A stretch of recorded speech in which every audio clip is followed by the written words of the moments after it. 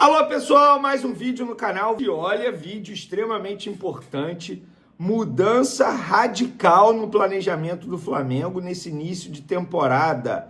Em uma reunião entre BAP, Felipe Luiz, José Boto, o Flamengo, a diretoria do Flamengo, bateu o martelo e definiu o planejamento para o jogo contra o Vasco da Gama nessa quarta-feira. E por falar em Vasco, eles também têm um desfalque importante, hein?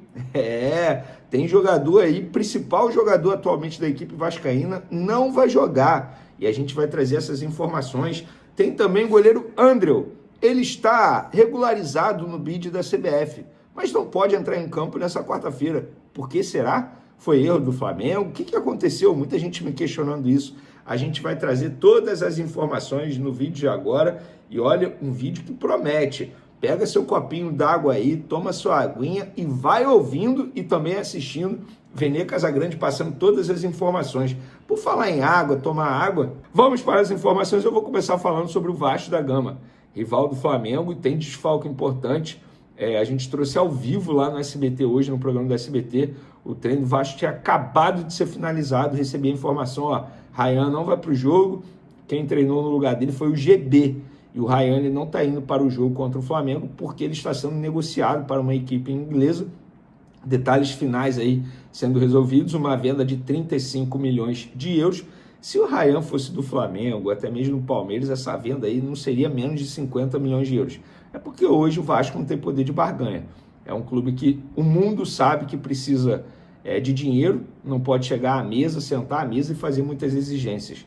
Então o Ryan sendo vendido aí por 35 milhões de euros e o Vasco não vai ficar com 100% do valor não. O Vasco, por contrato, tem direito a 60%, 30% empresários, 10% do próprio jogador, enfim, então a gente vai trazendo todas essas informações, mas fica aí a informação sobre o rival. E o André, hein, galera? O André ele foi regularizado no bid da CBF, mas não pode entrar em campo nessa quarta-feira contra o Vasco da Gama. Vocês sabem por quê? Porque hoje é feriado no Rio de Janeiro, feriado municipal, enfim, dia do padroeiro da cidade, e o regulamento do Campeonato Carioca diz que o jogador ele tem que ser regularizado um dia antes do jogo, só que um dia útil antes do jogo. Então, como hoje é feriado no Rio de Janeiro e ontem foi o último dia útil e a documentação não chegou a tempo, o Flamengo não conseguiu regularizá-lo a tempo no Campeonato Carioca para ele conseguir ser relacionado para o jogo contra o Vasco da Gama nessa quarta-feira. Mas fica à disposição para o jogo de domingo contra o Fluminense. Ele é um jogador que está apto a entrar em campo, estava no meio de uma temporada, então não teria nenhum problema para disputar o jogo, porém o Flamengo, por regra, pelo regulamento, não pode relacionar esse jogador. Mas o Flamengo vai relacionar jogadores do elenco profissional. É isso mesmo que vocês estão ouvindo. Mudança radical no planejamento do Flamengo. A gente trouxe...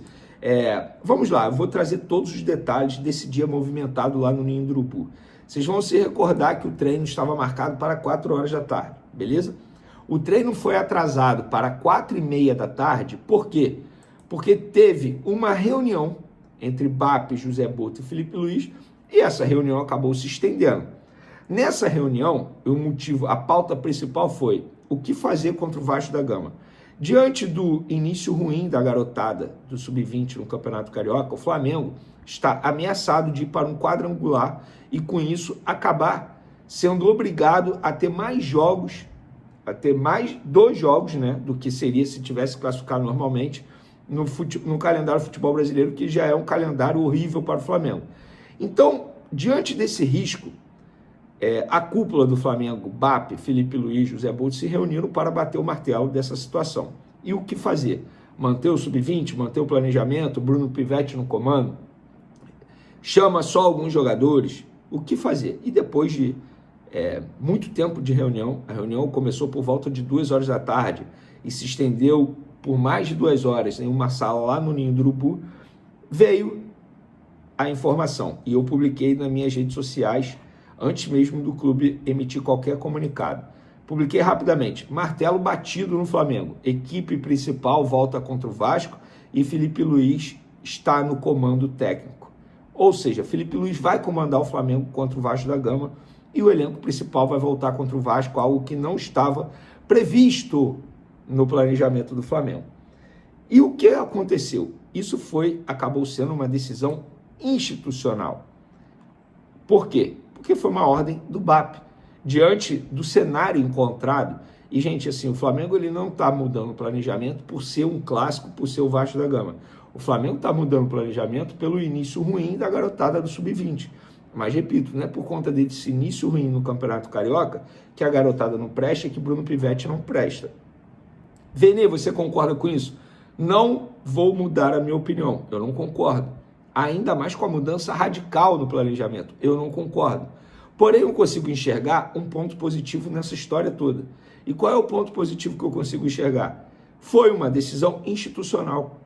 Porque em outros tempos a gente iria observar o comando técnico, ou seja, o treinador, ou até mesmo o diretor de futebol, decidindo essa situação quando eu não acho justo. Essa definição tem que ser do presidente, da instituição. Por isso tem que ser uma decisão institucional e acabou sendo. Então, embora eu não concorde, mas eu tenho que elogiar a postura profissional da diretoria do Flamengo. Porque não foi uma decisão, como a gente gosta de dizer aqui, à la Bangu, assim, pronto, vamos decidir assim. Não, foi tudo planejado, tudo pensado, tudo colocado na ponta do lápis em uma reunião de mais de 2 horas e depois eles bateram o martelo. Dito isso, galera, ainda tem a chance de grande parte dos jogadores que estarão à disposição contra o Vasco da Gama, grande parte ser esse time sub-20. Porque tem vários jogadores do elenco profissional que ainda não estão aptos a disputar uma partida depois de se apresentarem das férias. E tá tudo bem, eles são seres humanos. Eles estavam numas férias essas merecidas, independentemente do sucesso na temporada passada ou não. Todo profissional tem direito a férias. Então, galera, decisão tomada, mudança radical no planejamento. Dei a minha opinião, não concordo, porém consigo enxergar um ponto positivo nessa situação, por ter sido uma decisão institucional, ou seja, mostrando profissionalismo. Vai dar certo ou errado? A gente não sabe. Depende da bola. Se a bola entrar, amigo, decisão correta. Se a bola não entrar, tá vendo? Nós avisamos. Eu vou manter minha postura, independentemente do que aconteça nessa quarta-feira no Maracanã contra o Vasco da Gama. Derrota ou vitória. Não serei engenheiro de obra pronta, seria uma covardia da minha parte. Vou manter a minha concepção, a minha opinião. Eu acho que não vale colocar em risco o planejamento da temporada por conta do Campeonato Carioca. Mas ninguém imaginava que o Sub-20 fosse jogar tão mal, fosse ter um desempenho tão ruim, tão abaixo. Realmente, eu não imaginava. Mas, mesmo assim, não acho que tem que mudar o planejamento, porque, para mim, o Campeonato Carioca se tornou, para o Flamengo, um torneio de pré-temporada. Vene, mas e se o Flamengo fosse rebaixado? O que, assim, para ser rebaixado? Tem que fazer um esforço absurdo. Ano que vem, joga com o Sub-20 de novo. É assim que tem que ser, gente. O futebol brasileiro está obrigando o Flamengo a tratar o estadual dessa forma. E não é só o Flamengo não, tá? O Botafogo também está jogando com a garotada, porque o Botafogo está tendo um desempenho melhor, porque senão estava todo mundo também debatendo essa situação. O próprio Fluminense, garotada ao extremo. Tem um ou outro ali, enfim. Mas é isso. Dei a informação, dei minha opinião, e agora eu quero saber de vocês. O que vocês acham? Vocês acham que o Flamengo acertou em mudar radicalmente o planejamento ou não? Errou? Quero a opinião. Vamos lá, podem comentar à vontade. Porque a qualquer momento o Flamengo pode negociar a venda de um zagueiro do atual elenco rubro-negro, do elenco profissional, tá? Tem também a apresentação do goleiro Andrew, e ele falou muita coisa maneira demais, muita coisa importante, falando sobre até mesmo o interesse do Botafogo, que, vou dar um spoilerzinho, segundo ele, não teve nada. Como assim? A gente vai trazer essa informação. Tem também atualização sobre Marcos Antônio. O Flamengo desistiu do volante do São Paulo. Como é que está essa situação? Arrascaeta mandando papo nas redes sociais sobre planejamento. É isso mesmo. O meia uruguaio, atual camisa 10 e também capitão da equipe rubro-negra, se pronunciou, não ficou calado não. E a gente vai trazer aqui o que disse o Arrascaeta, o craque rubro-negro. Vamos lá, galera. André foi apresentado, gostei demais da entrevista coletiva dele na apresentação. ele mostrando a vontade que ele tem ao vestir a camisa do Flamengo, o sonho que ele está realizando, e o sonho não é só dele, segundo ele, é da família dele também. Falou sobre o interesse do Flamengo, que até o momento não está acreditando que a ficha dele não caiu.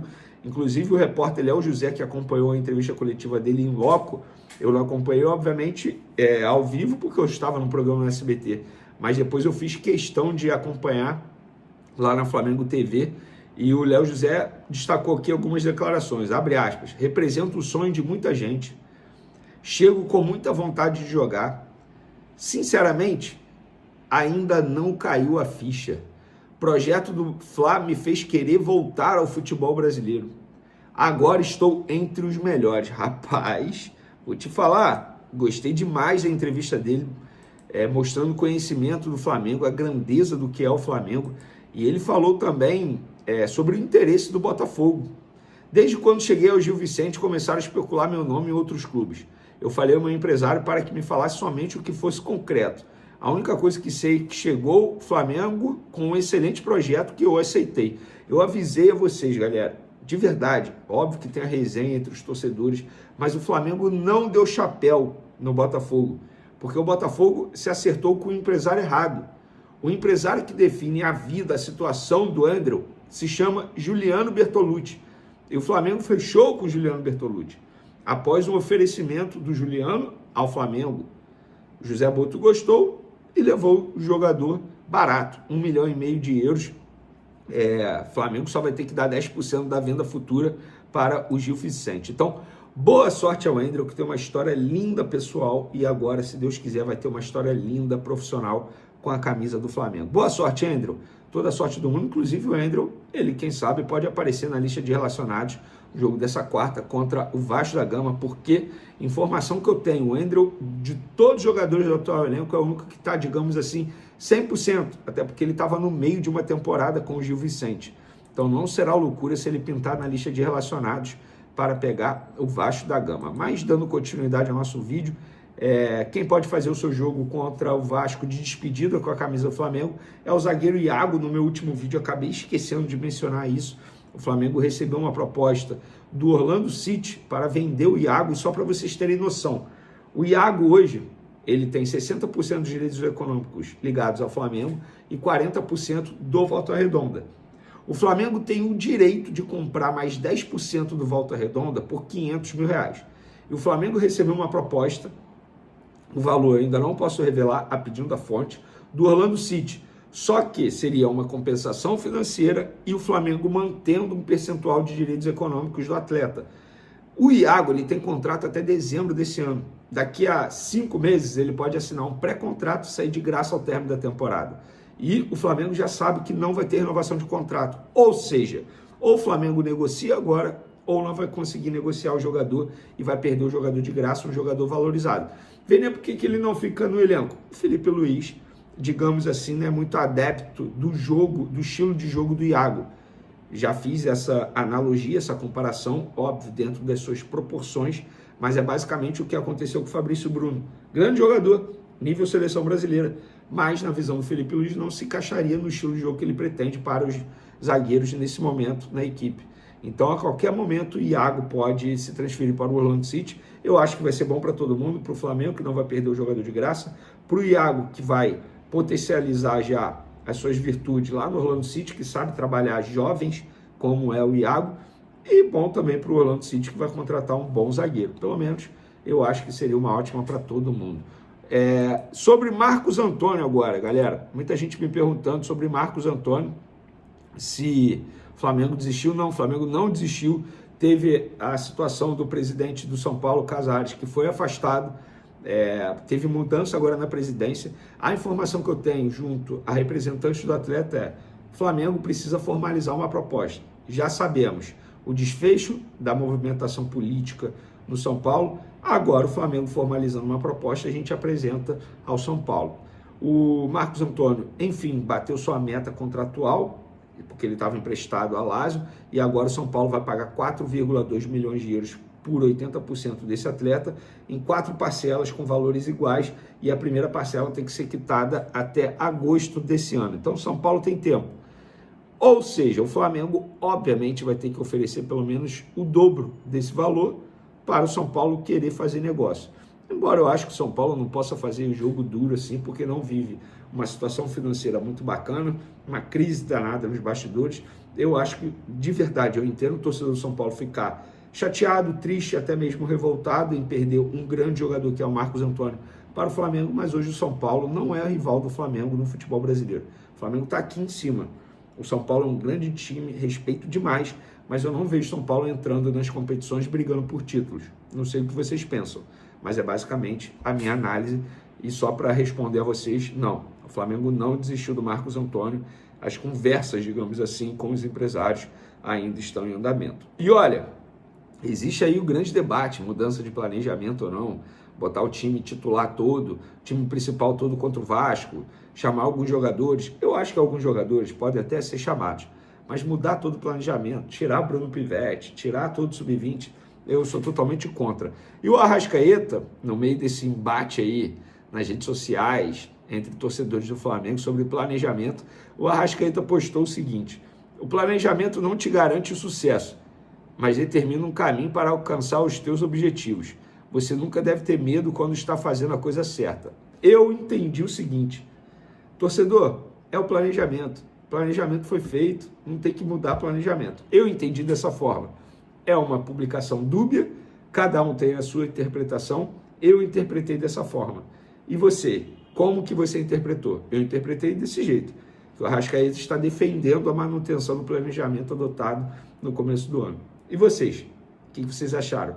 Tamo junto, galera. Até o próximo vídeo. Fui!